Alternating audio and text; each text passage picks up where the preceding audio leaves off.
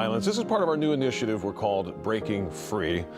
You've heard the music, the logos. We've been getting you started for this. We're talking really about the emotional and physical impacts of abuse. Psychological is the word I was looking for. We've got Chow Nguyen here with us, Texas Forensic Nurse Examiners.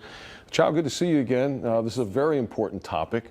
Let's talk first about defining this emotional, psychological abuse. Well, first of all, let's make it very clear. Emotional and psychological abuse, Owen, is domestic violence. It's those invisible wounds that people don't see, and it looks like deception, manipulation, verbal threats, isolation. So there are a myriad of things that show up when we talk about emotional and psychological abuse. So I guess for a lot of people, when you hear domestic violence, you think physical right away, and we can't ignore how important the psychological impacts. What are some of those effects? Yeah, when we look at emotional and psychological abuse, we look at a perpetrator still exerting power and control over his or her victim, but we're looking at verbal threats. We're looking at put downs. We're looking at things that we call gaslighting. Hey, you're crazy. That didn't happen to you.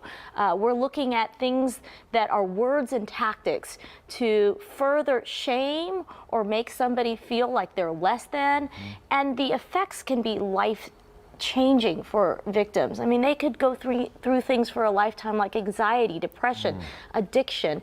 And we talk about something called the neurobiology of trauma, which is when something bad happens to you, it changes your brain chemistry. You lose agency over who you are, your decision-making abilities, how you feel about yourselves. These can have debilitating lifelong effects, and it's so important because those are the survivors I counsel that we see in the domestic violence front. So the abuser, in that sense, the impact that they have on the victim, literally they're changing who the person is by nature of the abuse? Yeah, I mean, a victim can show up and really feel like they're a shell of themselves, and feel isolated, and feel anxious, and feel less than. Right. And those are terrible, debilitating effects. I imagine there might be somewhat of a fine line between maybe a couple it's a little joking, it's a little pushing, it's a little nagging, and then it crosses into the, how can someone tell the difference?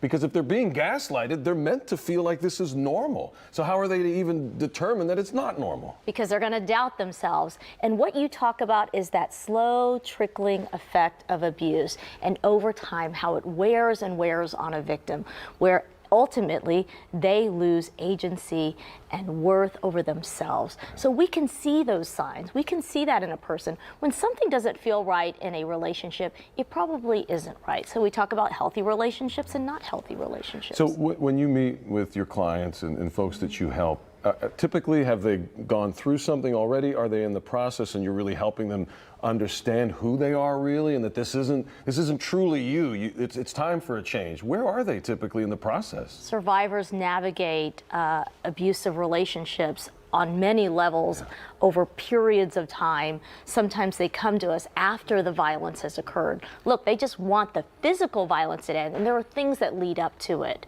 And it's those tactics that we mentioned, putting a gun out and saying, if you don't do this, I might use this. Telling them they're crazy. No, that didn't happen. That's revisionist history. So it really, survivors are very confused oftentimes when they come see us about what has happened. Again, the whole point of the reason we're doing this is so that folks know the resources are here. Chow, thanks for coming in today. Really appreciate it. Thanks, Owen. All right.